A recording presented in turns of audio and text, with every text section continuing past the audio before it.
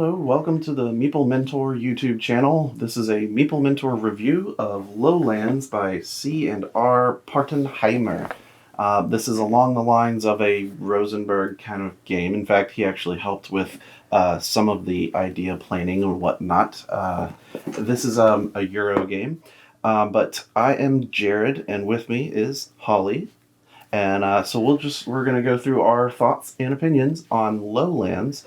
This came out a few years ago. I can't remember exactly. Let me see. 2018 from Z-Man Games. So late on the boat, I guess. But I did get a copy because it's always been on my radar as one that I might like.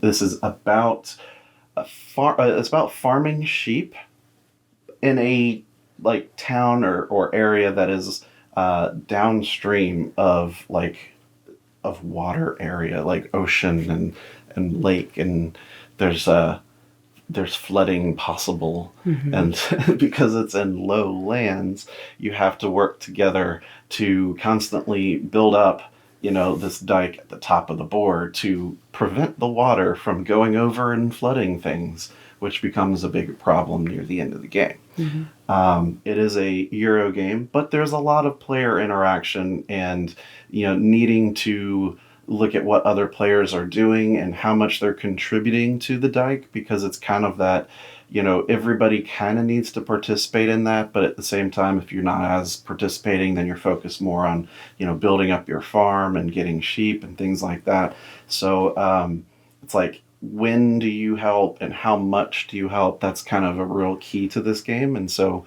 the other players are a big factor. What are your initial thoughts on our plays? We did a few plays of this.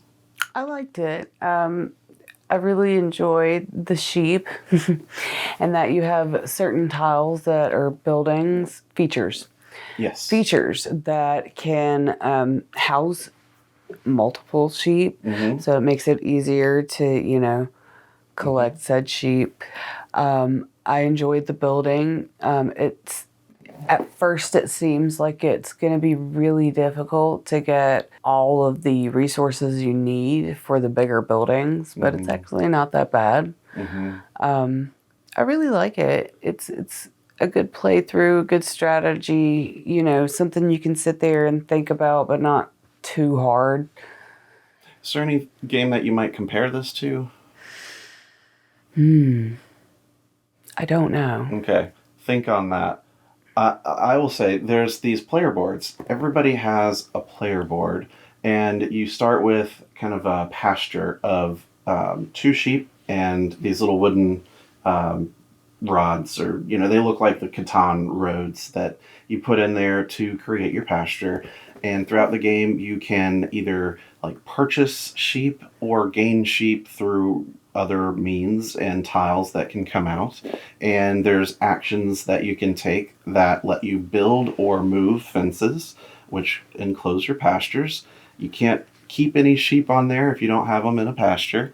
That's an important note. Sheep will be worth points at the end of the game, but you can sell them for coins as well during the game, which the coins themselves are points at the end, but coins can also be more, useful during, because some of the things you want to do, like if you want to do one action twice or 3 times, you can, but you have to pay money for each person that you've already used that round to do it.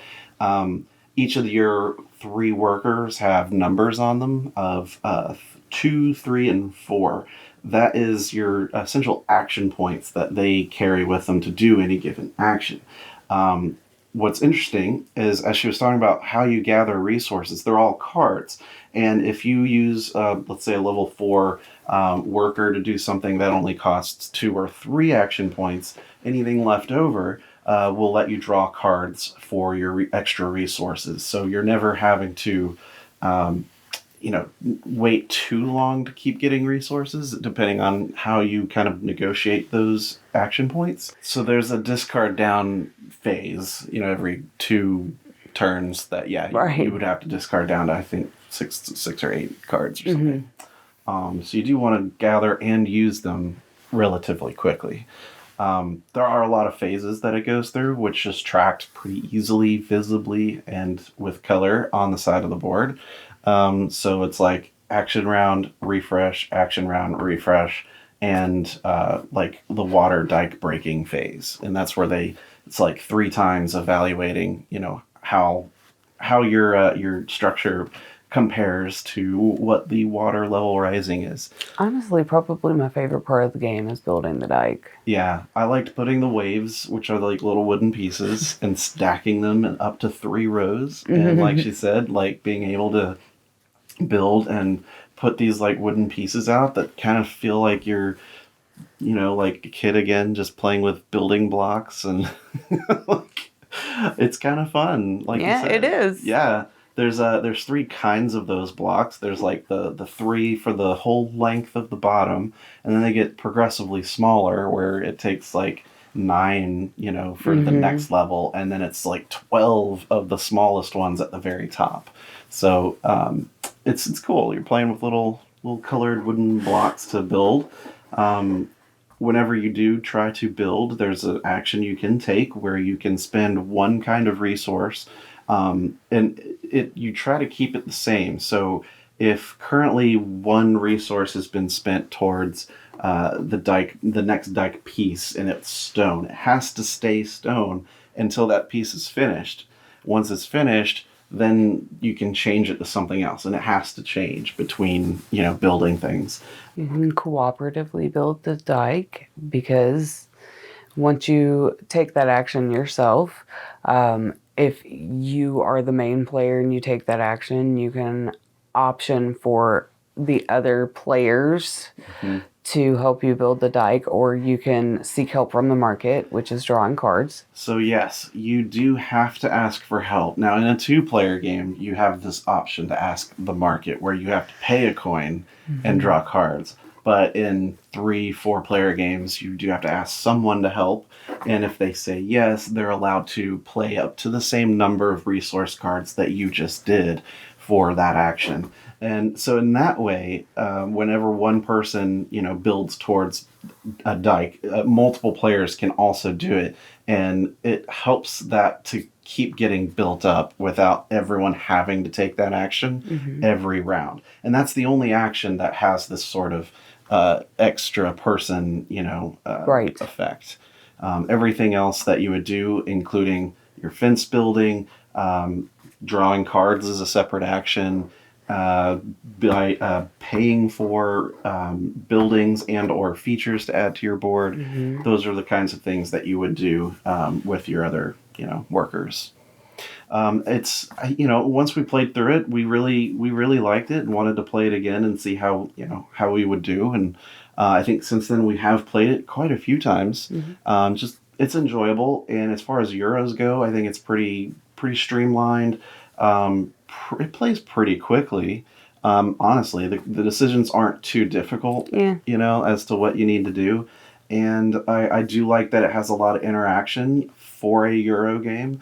So if you're, completely anti-Euro games and, that sort of thing, this might be one that you would like. And I would say at least try it, because it does have a lot of that interaction that you have to play off of what other players are doing. But it still has that you're managing your own things, and, you're not really prevented from doing any one specific action if you want to do it. So I find it very enjoyable. The artwork's nice. It's kind of peaceful because you get to play with sheep meeples, which are really cute. They're so cute. Yeah, and they give you so many. It's really cute. I love them. Yeah. She loves the sheep meeples. But yeah, that's pretty much all I have to say about it. I think it's a lot of fun. Yeah, I really enjoy it. It's a good game. Yeah. LowLands, and this from Z-Man Games. So, give it a shot if you're looking for something like Never that. did think of one to compare it to. No. Though. Yeah, it does have a lot of uniqueness. But it has a lot from different games too, so you can't really heavily base it on, Not anything too much quite like it. But I mean, it has worker placement, but then again, it doesn't, because there's no action spaces that are ever blocked. So to me, that's not even the same thing. You know, it's just It's debatable. Yeah, there's a lot of like ideas and mechanisms in here that work well together that are some borrowed from other things, but other times they just fuse really, really well in this. And it doesn't feel like there's anything missing or there's anything that's convoluted. Like it just flows. And, you know, like it's a game that if you haven't played it in a few months, you could probably pick it up and still remember everything pretty fast. Yeah. So I think there's a lot to be said on that, you know, for a heavier. I don't know. How heavy would you call this? Maybe medium light. Medium light. Yeah, it's not too rough. Yeah, but certainly enjoyable, and you know, it was a winner for us. So if you want to check it out, this is LowLands, and that's been our review. I've been Jared. I'm Holly. And we'll see you in the next video. Bye.